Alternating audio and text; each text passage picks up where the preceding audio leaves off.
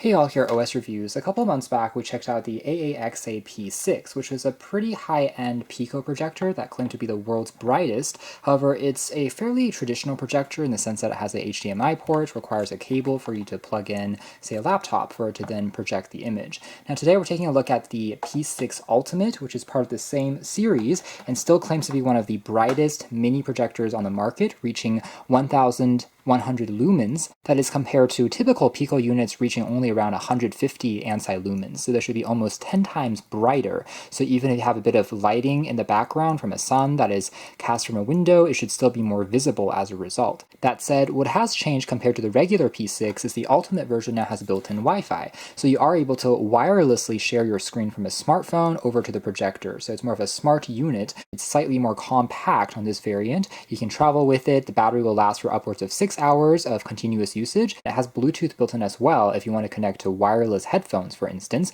although there are stereo speakers already on board. So a little bit more fully featured there in terms of connectivity. It does also have an LED functionality, so you can quote unquote use it as a lantern in dark areas. So inside of the packaging here, we do have a hard shell carrying case this time around, and also includes handles when you're taking it when on the road. Pretty neat. Inside here, we have just a quick user guide. Down below, we have the projector itself with a handle that you can optionally attach or remove if you don't want it. And further down below here, a lot of accessories, inclusive of 2 AAA batteries for the optional remote control, although there are also simple keys on the top here that you can tap on to navigate around. There's also included power supply, which uses USB Type-C and supplies up to 65 watts using GaN or gallium nitride technology. And that's right, this does support quick charging, meaning the massive battery in here can be mostly topped up in around 3 hours or so, which is quite impressive. And it can also operate while being plugged into the wall, of course, and again uses USB Type-C now for charging, which is another upgrade compared to the standard P6, which uses a Pogo barrel plug that was a little bit harder to replace, not quite as standardized. There's also a further analog cable if you're connecting it to, say, a DVD player instead of using HDMI or wireless. And last but not least, on the very top sleeve, you'll find access to the aforementioned remote control with a D-pad, Android navigational keys, and the USB Type-C cable. So a closer look at the design of the P6 Ultimate, first impressions would be, even though it is larger than a standard kind of Pico projector, which is typically more palm size, so this thing is at least still around 2 times bigger than that to mostly accommodate the giant battery and higher brightness output, not to mention, again, a slightly higher resolution compared to a normal Pico unit. But it still is a little bit smaller, I would say, in terms of width at least, compared to the original P6, which, as you can see next to it, is even a little bit larger. So here it is next to, say, an average smartphone, about a 6.5-inch screen, so you get a good idea there of the scale. With that being said, the Ultimate version is a touch taller, although one thing I do like on the new model is they have gone with a more brushed plastic material as opposed to glossy, which was a pretty big fingerprint magnet and hard to keep clean, to be completely honest, so this is a nice improvement. Battery life is also a little bit longer, again getting up to 6 hours compared to around 4 hours on average for the original.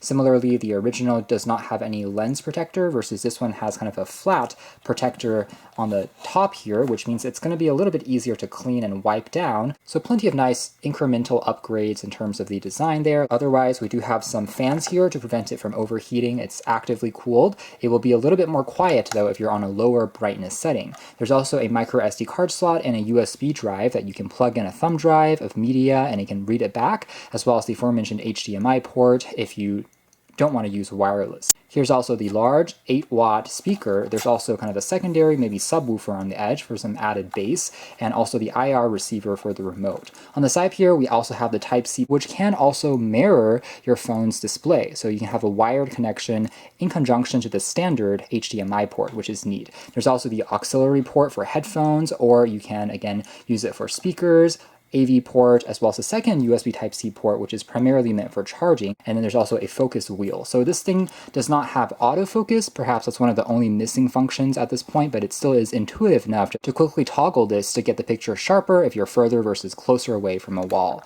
Now, in terms of power, you can turn it on, off, or into just a Bluetooth speaker mode that will just activate only the speakers. The projector will still be off, but you can use these to connect to a phone and listen to music, which is pretty neat. On the bottom here, we still have some soft touch rubber feet to prevent it from sliding around. Although one feature that is seemingly no longer here would be a standard tripod or thread mount. So if you're hanging it onto the wall or ceiling, for example, it might be a little bit more tricky. You mostly have to position it onto a flat surface. So let's take a quick look at the performance and turn it on next.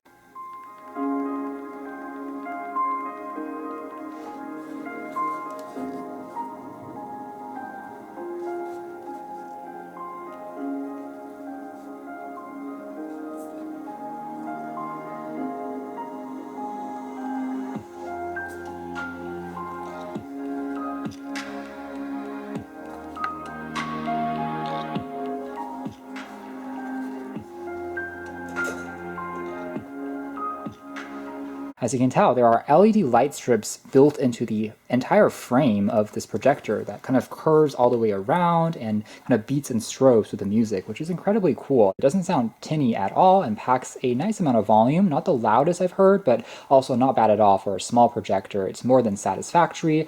Also, yes, these are RGB lights, so they can turn to other colors, including red, just by tapping on the D-pad in the front, as you can tell there, which is just really cool. And the controls here, you can even control the music in terms of play, pause, volume, up and down using that D-pad. It's all working just like on a regular Bluetooth speaker. You can change it to other colors, including this white shade, which is the aka lantern mode. So it does actually provide some pretty good illuminance if you are, say, camping or outdoors. A pretty neat extra function there, or of course turning it into red, greens that we saw there from before. Now moving into a demo of what the projector looks like when you turn it on, it takes about 20 seconds to initialize, since the operating system needs to boot up. Otherwise, it is indeed really bright, just like on the regular P6. And here's how the brightness compares with the aforementioned ApeMan Pico projector, a more conventional 200 ANSI lumens. You can see that next to it, that's the huge contrast in brightness. So whereas that one is almost completely washed out under a little bit of additional sunlight, this one is still fully legible. That said, to get this extra brightness, you definitely hear the fan a little bit more easily. So here's the noise that it produces. Definitely a bit of a white sound in the background, but you kind of ignore it as you are then watching a video and the music kind of drowns it out, but just something to keep in mind. As far as some built-in apps are concerned, they have WPS Office. Basically, you're able to mirror over Excel, Word, and PowerPoint documents to this projector using this built-in kind of Android app here. Again, revealing that it is running on Android underneath the hood, albeit a very customized ROM that kind of reminds you of perhaps a smart TV, so it's a little bit easier to navigate with up, down, left, and right controls. So this might be useful, say if you're trying to just load up a quick article to share, or if you can go into youtube.com directly to stream back a video even without necessarily plugging in anything or even mirroring the screen from your computer or phone. So that's the beauty of having that built-in operating system. Now, for additional applications, some of the streaming apps are also built in, including Disney+, ESPN, Prime Video, Netflix can all be found. Interestingly, this is not the regular Google Play Store, but rather kind of similar to, say, Kodi, or rather comparable to, say, even the Amazon App Store. They have just provided you with certain options that are more optimized for a streaming environment.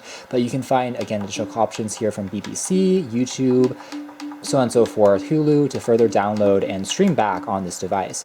It loads up relatively quickly, so Wi-Fi reception really isn't a problem, I would say, on this particular unit, with a dual band 2.5G and 5G. Now otherwise, you can also go into mirroring mode up top there, so this allows you to, again, connect an iOS or an Android device using Miracast, and within just a couple of seconds, we should be able to see it show up here. Basically, it will now mirror what my phone is showing. If I wanted to quickly show a photo or a web page, I can now more quickly have it presented on this large view and also zoom in. Of course, you can expect a little bit of latency because everything is using Wi-Fi as opposed to via cable, which will be the fastest connection, but it can be quite convenient if you are walking just a little bit further away from the projector. Flipping around the phone's display will also change the orientation, and now connecting it by wire using a computer, you can tell that even smaller text details can be surprisingly still quite legible.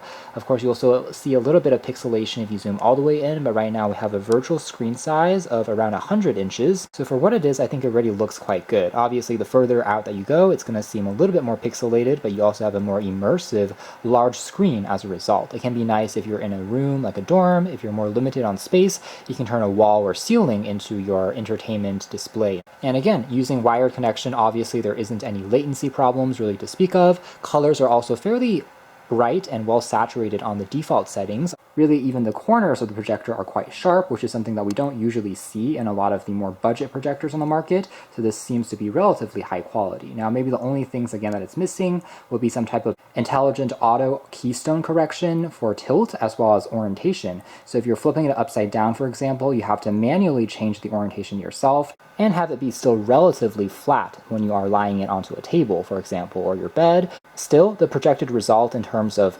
vibrancy as well as brightness really does pull you in and feels super immersive as you're watching back videos. The default aspect ratio is a little bit more boxy than expected, as opposed to being super widescreen, but you can fiddle around the settings to further adjust those. And again, this is a quick example of how text details look like. If you're sharing, say, a PowerPoint or Excel, you can expect kind of a similar level of detail. If anything, I would say it's really the brightness that is the main compelling aspect of the P6 series, just being so much brighter than competing models in this form factor. And then under advanced settings, this is where you can further toggle the brightness level. Right now we're in the standard mode, and it's already, again, excellent, but this is the boosted mode, and it achieves about 30% even higher brightness, but obviously bigger power consumption and even louder fan noise, but this is just so bright for something so compact. And then the eco mode will tone down the brightness level. However, the fan noise will also be a lot more quiet. In fact, it's almost silent, as you can hear, but you can definitely observe a difference there in terms of drop in color. In fact, it turns a little bit more of almost a faint greenish hue in the extreme eco mode, but the standard and the boosted are a little bit more of a natural white color. But you can further play around with settings to extend the battery duration, further connect to other wireless options, different languages, as well as here under the display options is where we can manually change the keystone as well as the projected image direction.